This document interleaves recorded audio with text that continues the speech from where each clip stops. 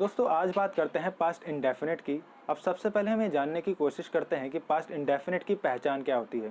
प्यारे साथियों, अगर किसी भी हिंदी के वाक्य के एंड में आया, गया, खाया, पिया, सोया इस तरह के वर्ड्स आ जाते हैं तो वे पास्ट इंडेफिनिट में बनाए जाएंगे। क्लियर है? ये जो वर्ड्स हैं ये हाफ दिखने वाले वर्ड्स हैं। आपको इन वर्ड्स को देखकर ये आइडेंटिफाई करना है कि ये पास्ट इंडेफिनिट में बनाए जाएंगे। क्लियर है? जैसे कि हम कुछ एग्जांपल्स देख लेते हैं।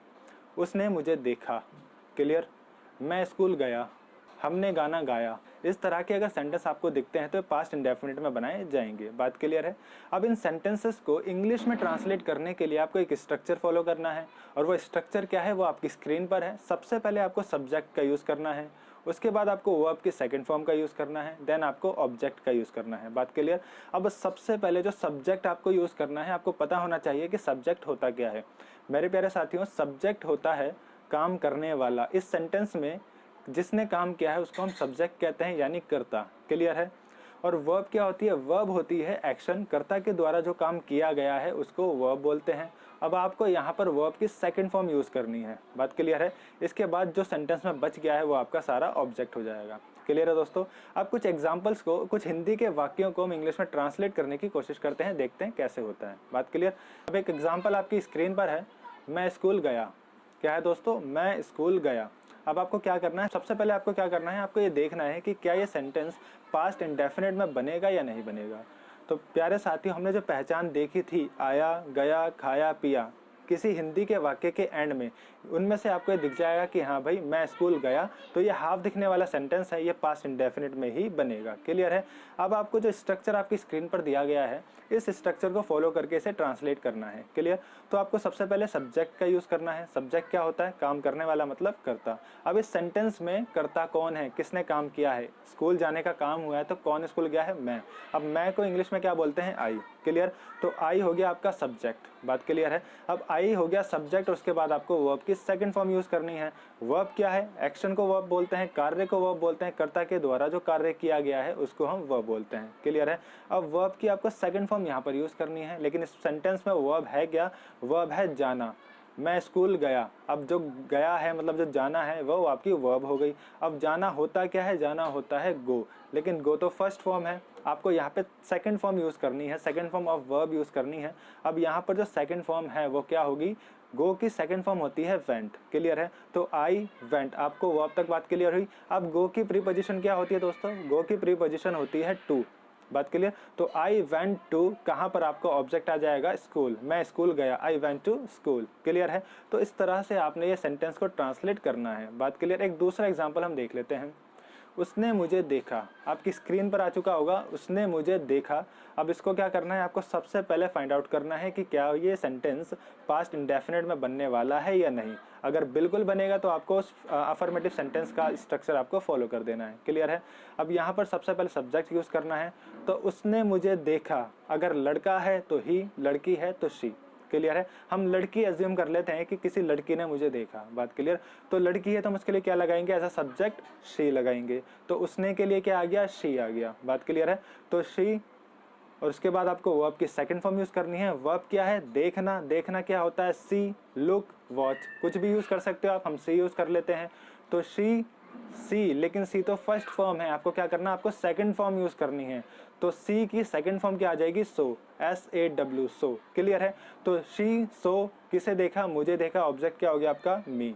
बात क्लियर? तो शी सो मी, उसने मुझे देखा। क्लियर है? इस तरह से आपको ये सेंटेंस इंग्लिश में ट्रांसलेट करना है। बात क्लियर है?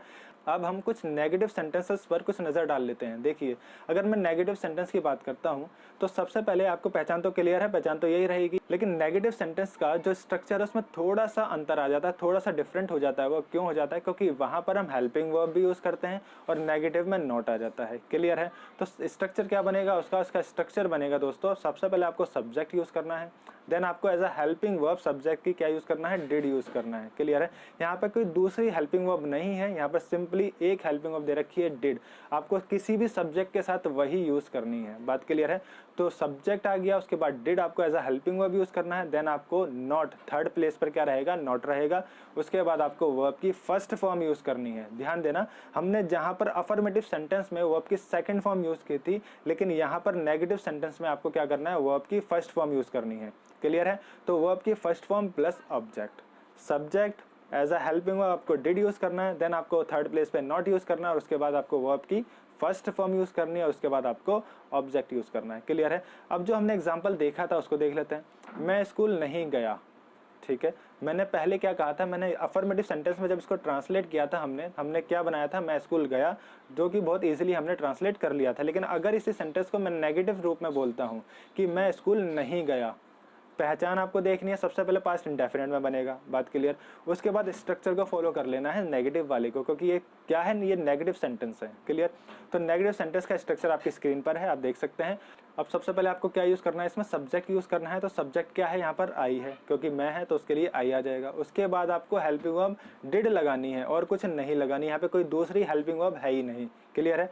तो आई डिड, क्लियर है। तो नेगेटिव सेंटेंस है तो थर्ड प्लेस पे नॉट आ जाएगा, आई डिड नॉट, ठीक है भाई। उसके बाद आपको वर्ब की फर्स्ट फॉर्म यूज करनी है। अब वर्ब की फर्स्ट फॉर्म यूज करनी है, ये बात ध्यान रखना, हमने अफर्मेटिव में सेकंड फॉर्म यूज की थी, लेकिन यहाँ पर फर्स्ट फॉर्म यूज करनी है। क्लियर। तो जाना, मैं स्कूल नहीं गया, जाना क्या होता है, गो होता है, लेकिन वहाँ पे हमने वेंट किया था, लेकिन यहाँ पर हम गो करेंगे, बात क्लियर, क्योंकि यहाँ पर फर्स्ट फॉर्म आएगी। तो आई डिड नॉट गो, गो की प्रीपोजिशन टू और ऑब्जेक्ट क्या है आपका स्कूल, तो I did not go to school. Clear है। तो I did not go to school, बात क्लियर है। तो इस तरीके से आपको ये सेंटेंस भी ट्रांसलेट करना है, ठीक है। एक दूसरा एग्जांपल हम देख लेते हैं। उसने मुझे नहीं देखा, हमने अफर्मेटिव में क्या बनाया था, उसने मुझे देखा, तो she so me, subject verb की सेकंड फॉर्म देन ऑब्जेक्ट। लेकिन यहाँ पर मैंने क्या किया, इसे नेगेटिव बना दिया और नेगेटिव में मैंने नहीं ऐड किया है, उसने मुझे नहीं देखा। तो अब क्या करते हैं, इसको इंग्लिश में ट्रांसलेट करते हैं, कैसे बनेगा। आपको सबसे पहले सब्जेक्ट यूज़ करना है। सब्जेक्ट क्या है, उसने, अगर हम लड़की एज्यूम कर रहे थे तो सबसे पहले अगर सब्जेक्ट यूज़ करना है तो, और लड़की है तो वहाँ पर सब्जेक्ट के रूप में क्या आ जाएगा, शी आ जाएगा। क्लियर है। तो शी और हेल्पिंग वर्ब तो एक ही है, कोई चॉइस ही नहीं है, तो आपको सबके साथ डिड ही यूज़ करना है। तो शी डिड और थर्ड प्लेस पे आपको नॉट यूज़ करना है, तो शी डिड नॉट, ठीक है भाई। शी डिड नॉट, उसने मुझे नहीं देखा। अब यहाँ पे वर्ब क्या है, देखना, देखना क्या होता है, सी। क्लियर है। वर्ब की फर्स्ट फॉर्म आपको यहाँ पर यूज करनी है। तो शी डिड नॉट सी मी, मी क्या हो जाएगा, ऑब्जेक्ट। क्लियर है। तो इस तरीके से आपको ये सेंटेंस ट्रांसलेट करना है। क्लियर है दोस्तों। अब हम अगर इंटेरोगेटिव की बात करते हैं, प्रश्नवाचक की बात करते हैं, तो वहाँ पर क्या हो जाएगा, आप सभी को पता है इंटेरोगेटिव में प्रश्न पूछे जाते हैं, तो वहाँ पर आपको हेल्पिंग वर्ब जो होती है, जो डिड है यहाँ पर, उस डिड को सब्जेक्ट से पहले लगा देना है। जैसे कि क्या उसने मुझे देखा, अगर मैं यहाँ पर एक एग्जांपल लेके चलता हूँ कि क्या उसने मुझे देखा, तो आपको क्या करना है, हमने जो नेगेटिव सेंटेंस में देखा था, she did not see me. Clear है। तो आपको क्या उसने मुझे देखा, एक तो नॉट हटा दोगे और डिड को सबसे आगे ले आओगे, तो डिड शी सी मी, क्या उसने मुझे देखा। इस तरीके से आपको ये सेंटेंस ट्रांसलेट करने हैं। क्लियर है दोस्तों आज ही आपका पास्ट इंडेफिनिट भी क्लियर हो जाता है। अगर ये वीडियो आपके लिए हेल्पफुल है तो इसको लाइक कीजिए, ज़्यादा से ज़्यादा शेयर कीजिए और सब्सक्राइब करना ना भूलें। Thank you.